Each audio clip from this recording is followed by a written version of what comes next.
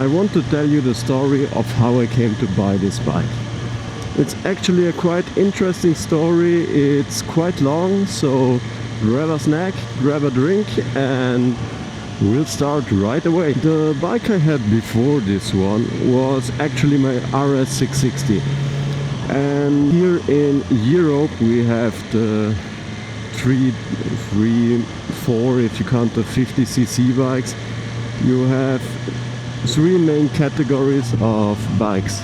You have the A1, which is the 125cc up to 15 horsepower. Then you have the A2 license, which is up to 48 horsepower and a certain power to weight ratio. And last but not least, we have the A. In Italy we say. And with A you can actually ride every fucking bike you want. So this might sound a little bit strange if you're from America and or other part of the world, but here in Italy and Europe in general, it's pretty normal to move your way up in terms of bikes. You start on a 125cc or you directly start on an A2 bike, and then you move up to the big one, the big license with all the power you want. Or some people wait until 24 and buy a big bike.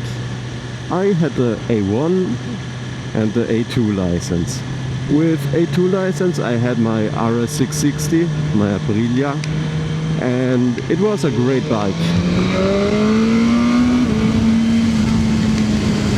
Actually, I'd still own that bike if it wasn't for some strange things that happened.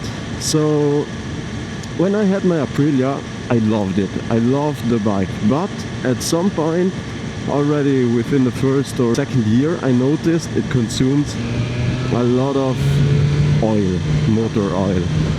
So the first time I went there, because my engine was a little bit wet, like a film of oil was outside of the engine, and first time my mechanic said, okay, the engine simply sweats oil. I didn't know it at the time, but I thought, okay, he's the mechanic, he will know. And I had warranty for only 2 years. I thought it were 3 years, but they were actually just 2.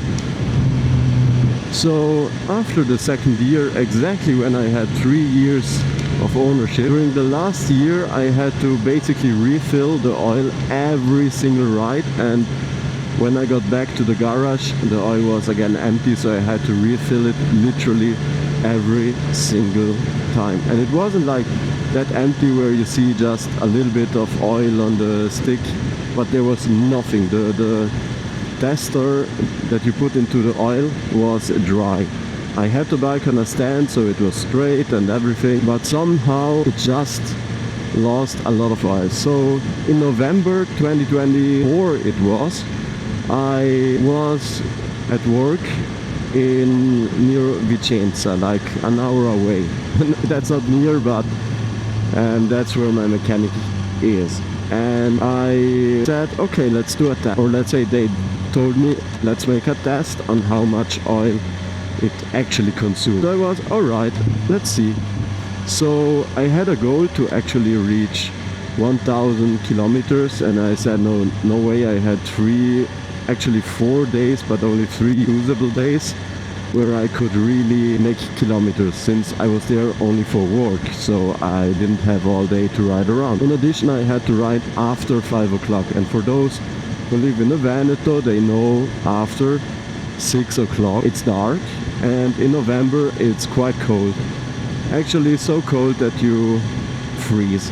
And I had to ride every day in that time schedule. I was riding from 5-6 o'clock until 1 o'clock at night. I almost lost myself a few times, but I made the test, and in the end it consumed 300 or 400 grams on those 500 kilometers, or 600, I don't know exactly. But my dealer told me that is not normal. So I had a big problem. The bike had an engine problem or an oil leaking problem, and we didn't know where it went. We guessed it was consumed or something like that, because the engine wasn't that wet on the outside, and I don't think that much oil could vaporize that quickly, or at least it would collect somewhere in the belly pan or somewhere like that. But nothing, no, it just consumed way too much oil. So that was a really big problem for me, since at the time I was working, as I said, and I just started. It wasn't even my first year at work, so I didn't have that many fun. I honestly didn't really know whether or not it made any sense to repair it. My dealer told me the repair could be anywhere between 1,000 and 3,000 euro. He guessed around 1,700, because they would have needed to open the motor, and we all know how much it cost. So that was quite expensive, and at that time I made the big license, which means I could unlock my 48 horsepower Aprilia to the full 95 it had, or it would have had. And I was before a dilemma. Should I upgrade to a different bike, or do I convert the bike to the full power it has originally and repair the engine, and it would have cost me a total of 3,000-4,000 euro. And we have to say the bike had a value of just shy of 8,000 euro, actually 7,000 to be exact.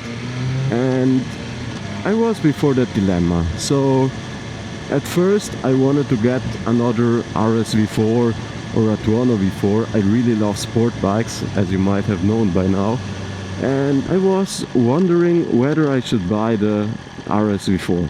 So I asked my dealer, make me a good offer for the 2025 RSV4 or the Tuono V4 factory, both around 20,000 euros. So I was thinking I would pay around 12, 13, maybe 14,000 euros to get that bike. But my dealer, they would have given me only a few thousand euros for my bike, so like 3,000 or 4,000 euros, which really sucked, and I felt betrayed. He gave me another proposal for a used RSV4, which he told me, give me your bike and you pay another 20,000 euro and you get a RSV4 that's used with 20,000 kilometers on it. So I was, bro, that's even more expensive than simply buying it. I wouldn't have saved anything. Here in Italy, the RSV4 default is priced at around 21,000 euros. So I obviously refused. My dad's friends, two of them have a GS. So they told me, on the BMW you don't have problems, or you have very little problems, and each problem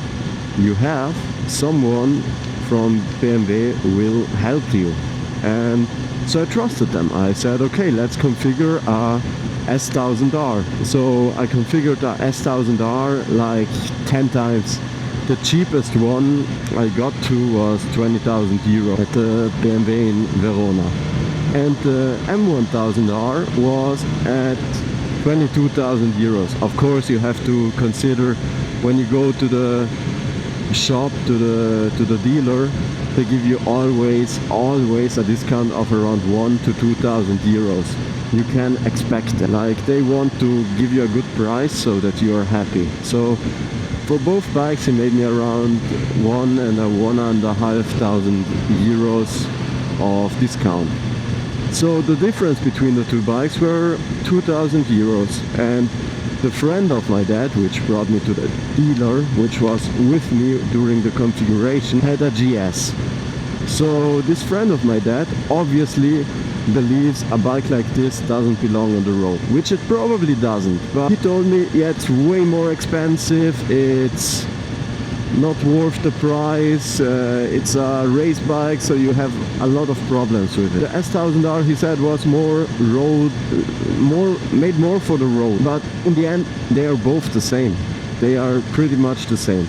So I was indecisive between the S and the M1000R.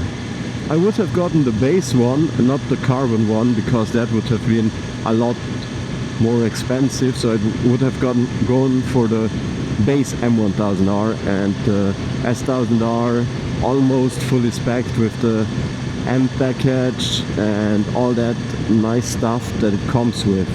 I also configured a S1000RR but that was a little bit on the more expensive side. And I wanted also to try something a little bit more comfy, since I used to ride a lot with my girlfriend and she really enjoyed riding with me. So I thought, you know what, let's try to go for a naked bike. And actually that's more of the reason why I also with Aprilia, why I considered the Tuono instead of the RSV4. Because purely from the aesthetics, I don't like nakeds. I believe the front of nakeds are ugly. Like some are less ugly than others, like I like the Street Fighter V4S and V4 quite a lot aesthetically. They are probably the most beautiful nakeds out there, and also the 2025 edition M1000 and S1000R, they are beautiful as well, but I simply love the sport bikes way more. They look aggressive, they look like speed, and you do not get the same aesthetics on nakeds. Like they never look aggressive, never. And I also checked the Ducati, but the Ducati was out of the picture quite fast. So my dad's other friend told me to go to BMW in Trento, which is an hour south of Bozen, where I live, or where I used to live at that time.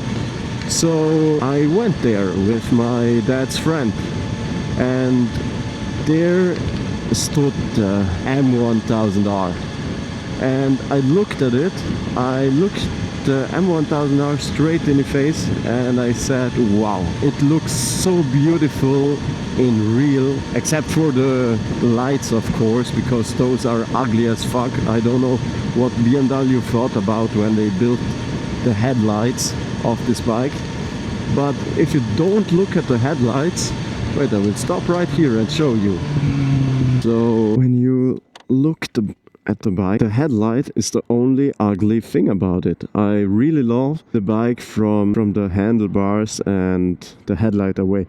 That looks almost the same as the double R, because actually it frankly is. It is a diminished version of the double R. I really love that fact. And I just joked around because I configured again a S1000R, and I knew the carbon back and all that stuff cost 8,000 on top of the normal edition. And actually this bike should be fully spec'd. He told me there is nothing you can add on this bike. It's fully spec'd.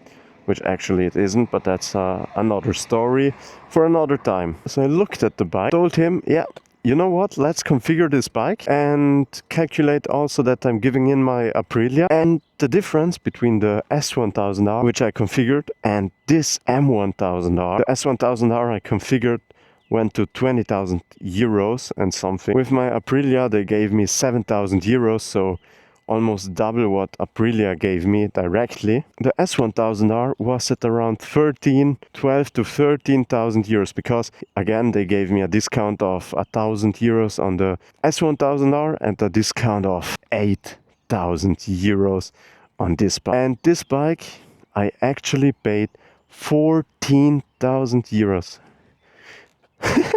Did you see that guy?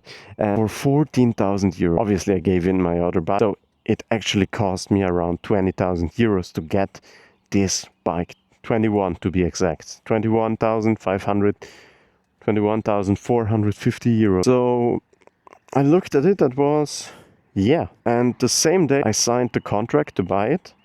And at the end of the day I already made my deposit of 1,000 euros on the bike. At that time it was still November 2024. And it should have GPS lap trigger, all the optionals in the catalog.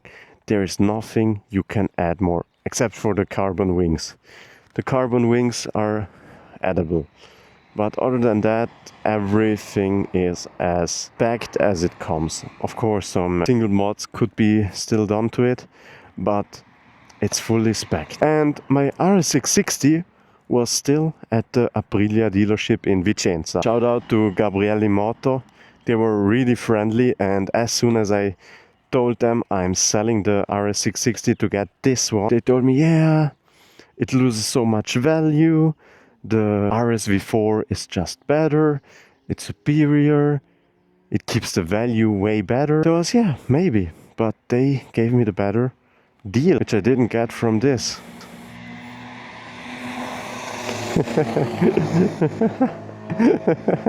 They look quite fun. So yeah, they gave me the better deal, which is the reason why this bike stands in my garage. So at the same time when I got to pick it up, there was an RSV4 SBK bike. I will blend in a photo of me sitting on it. It was again November when I brought my Aprilia to the Trento dealership. It's a 2-hour ride. I had my full leather suit and my Alpine Star jacket on it. I simply loved to sit on the RSV4 and it felt quite at home. So it was a hard decision for me to choose the M1000R. Do I regret it? No, absolutely not. I love the M1000R.